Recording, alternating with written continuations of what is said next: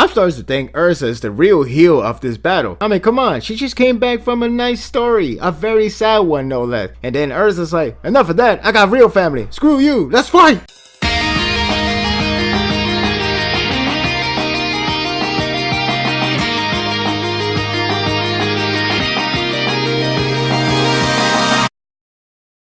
The flashback ends in this chapter, and I got to say, I thoroughly enjoyed it. While we can't take the repercussion from this later, if we only look at the standalone character's backstory, it was compelling enough for me to be satisfied with his storytelling. Let's hope it doesn't translate to something that's truly not needed. You know who I am referring to. In the last chapter, it was mostly about the origin of Dragon Slayer and the beginning of Irene's downward spiral. This chapter goes over her torment and how she slowly loses her sanity. We are also introduced to Urza's father, who is basically introduced in time to be the jerk of the week. Couple of nitpicks before going over the whole backstory. I feel like it could have benefited with an extra chapter because the beginning pacing is rather quick in terms of using and axing characters. Belceron was killed off panel, which is a shame because the last chapter did a good job on establishing the bondage between them. The other nitpick I have is the use of Urza's father. I think it would have been more effective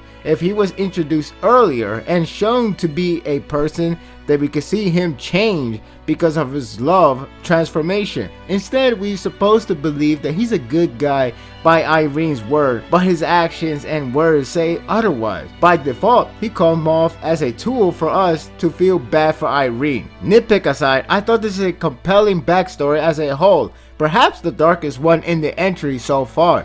It's like I said, Mashima can still do flashback well. Irene was pregnant at the time when she was held prisoner by her own husband, which spawned a series of torture. At least it wasn't as fan service as the previous segments they have been doing with this kind of torture segments. Irene was declared to be executed as she still held Urza in her womb after 3 years, which is one way to top One Piece. She finally cracked and proceeds to go full dragon mode, which I admire that shot of her going into dragon state. This is one of Mashima's better artwork. The dragon scene left a nice impact of her character's fallout, slowly ending her own home and life. The way of her getting human form back is rather interesting because it can very well connect to how Arknu Lugia can do as well. Zera bumps into her and helps her to get her form back, or so she believed, despite Zera's warning. It's not that they're really back to human, taste buds and all, it rather is just the appearance.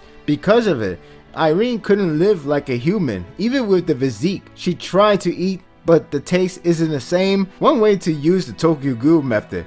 Okay, no more references. Besides, everyone can do similar aspect without being that much of a copy. The irony is how she loved human and dragons, yet the chapter's first half has her hating on human, as the later half has her hated on dragon. I thought that was nicely executed without being exposition. The tipping point is when she almost used her own child to save herself, which that one shot is evident enough of her losing her sanity. I feel like this could be another Gray and Silver's fiasco where the complete truth will be revealed towards the end, or in this case, in the middle. Irene claimed that she couldn't do the enchantment on Urza, yet the reason of it was vague, if not left alone entirely. I will hold on to that until the very end. That all said, the flashback was compelling enough to enjoy, and is one of the better storytelling that Mashima has done in a while. Plus, we have been going through a series of oddity, so this is refreshing. I can't say the same for the battle that's gonna come up next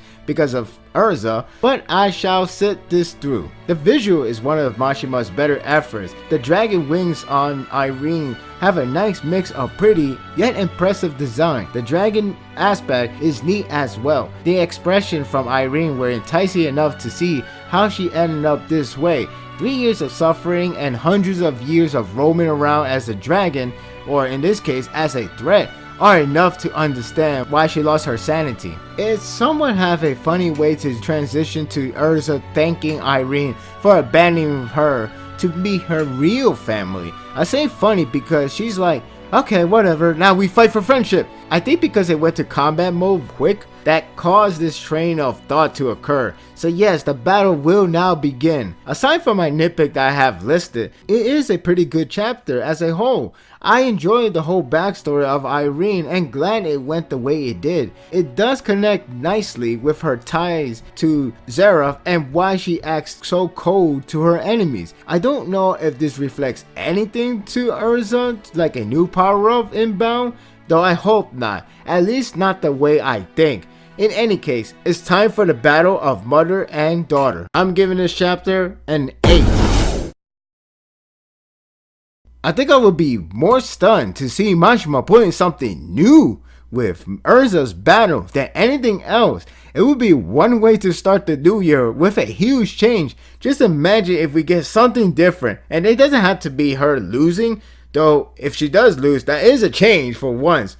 But in any case, it has to be something refreshing, something new. Now we want to see something different. I think we have one more chapter before the long break, so it should be interesting to see what the next chapter covers. My thoughts are told, don't let yours on hold. Leave a comment below. Thank you for watching this video. If you like this and want more of this, subscribe to my channel, and my world will be yours to stay. Until next time, take care.